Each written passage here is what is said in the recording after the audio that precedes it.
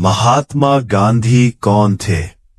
हकीकत यह है कि गांधी की शोहरत किसी फन या हुनर से नहीं, बल्कि उनकी गैर मामूली सादगी और अखलाकी तजाद से पैदा हुई। जब गांधी नौजवानी में कानून की तालीम के लिए लंदन पहुंचे तो वो सूट पहनते थे, अंग्रेजी बोलने की मशक करते थे, हत्ता के रक्स और आदाब माशरत की क्लासें भी ली। लेकिन जल्द ही वो इस मसनूई तहजीब से बेजार हो गए। बाद में जब वो दोबारा बरतानिया आए तो धोती में, नंगे पांव, हाथ में लाठी, यही उनका पैगाम था। बरतानवी अशराफिया के लिए एक जिंदा सवाल यह था कि ये शख्स ताकत के बगैर हमें क्यों खौफजदा कर रहा है। 1893 में जनूबी अफ्रीका के शहर पीटर मार्ट्सबर्ग के स्टेशन पर गांधी के पास फर्स्ट क्लास टिकट था। वो एक हिंदुस्तानी वकील थे, मुहज्जब लिबास में। लेकिन जैसे ही एक अंग्रेज अफसर ने उन्हें देखा, उसने एतराज किया, कहा कि एक काले को फर्स्ट क्लास में बैठने का हक नहीं। गांधी ने टिकट दिखाया, दलील दी, की बात की। जवाब में उन्हें जबरदस्ती ट्रेन से बाहर फेंक दिया गया। सर्द रात, सुनसान प्लेटफॉर्म।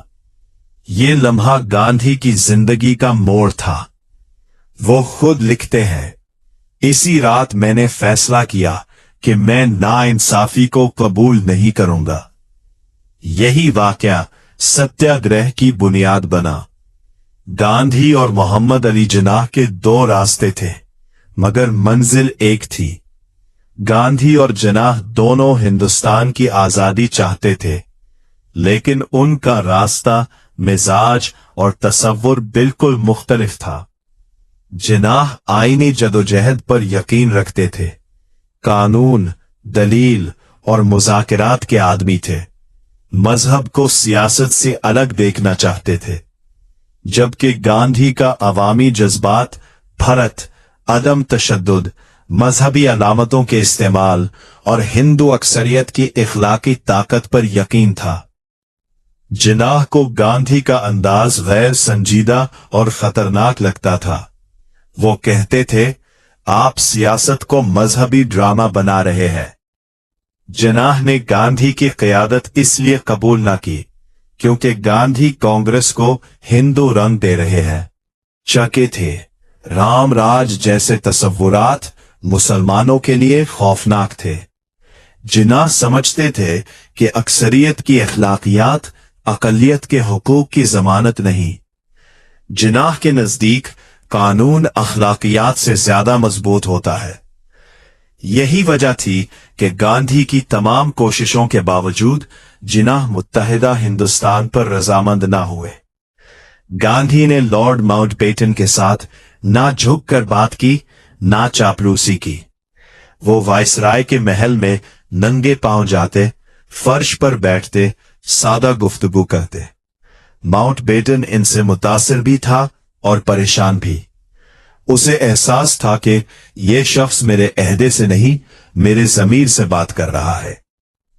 गांधी ने कभी माउंटबेटन को दुश्मन नहीं कहा, मगर उसकी ताकत को भी तस्लीम नहीं किया। महात्मा गांधी ना मुकम्मल हीरो थे, ना मुकम्मल विलन।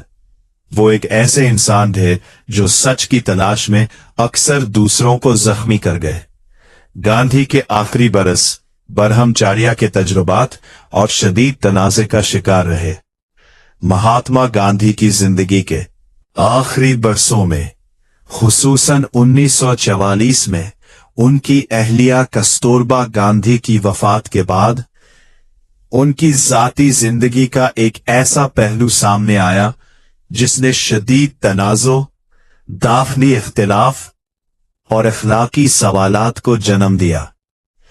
इन बरसों में गांधी ने बरहमचारिया, जिनसी ज़ब्त नफ्स के नाम पर कुछ ऐसे तजर्बात किए जो तारीखी तौर पर दस्तावेजी हैं और आज भी सख्त तनकीद का निशाना बनते हैं। गांधी, जो इस वक्त 70 बरस से जायद उम्र के थे, ये साबित करना चाहते थे कि वो जिनसी ख्वाहिश पर मुकम्मल काबू हासिल कर चुके हैं। उनके नजदीक ये एक रूहानी इम्तिहान था जिसके जरिए वो अपनी कुव्वत इरादी और पाकीज़गी को जांचना चाहते थे। वो इस अमल को अपने नफ्स पर आखिरी फतह और रूहानी ताकत का सबूत समझते थे।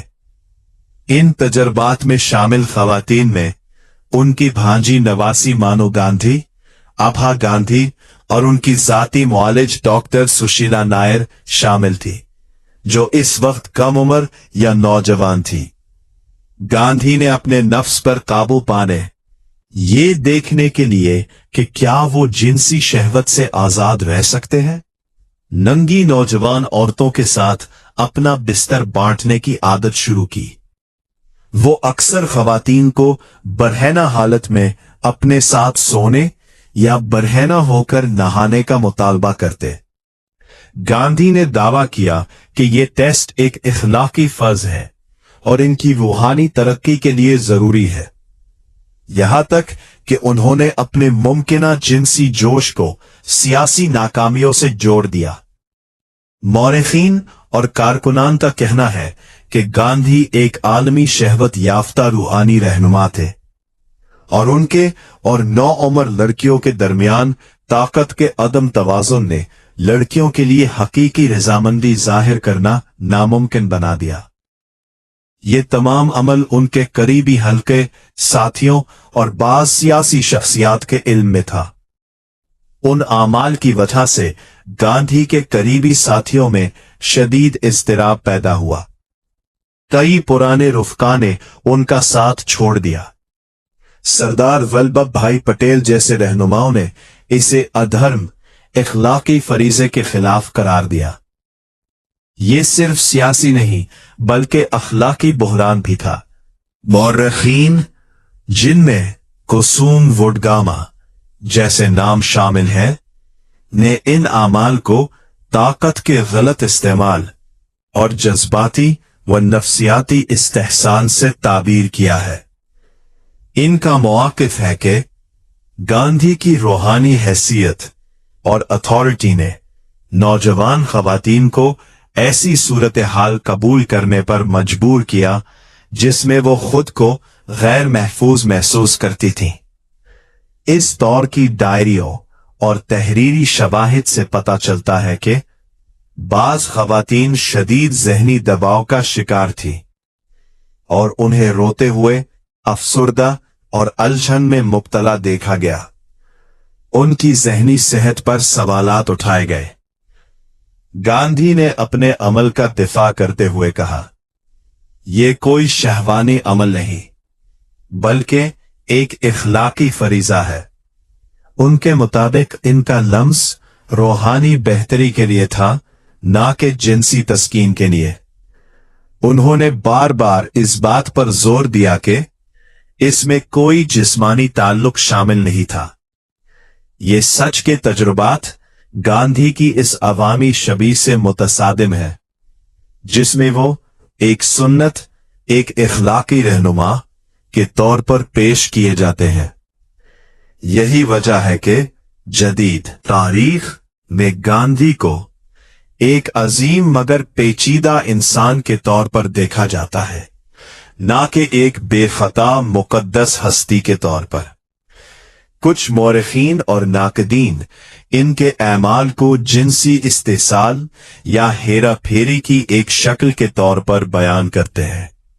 कुछ इनको एक बूढ़े आदमी के सनकी रवैये से ताबीर करते हैं जो अपनी पाकीज़गी को साबित करने का जुनून रखता था।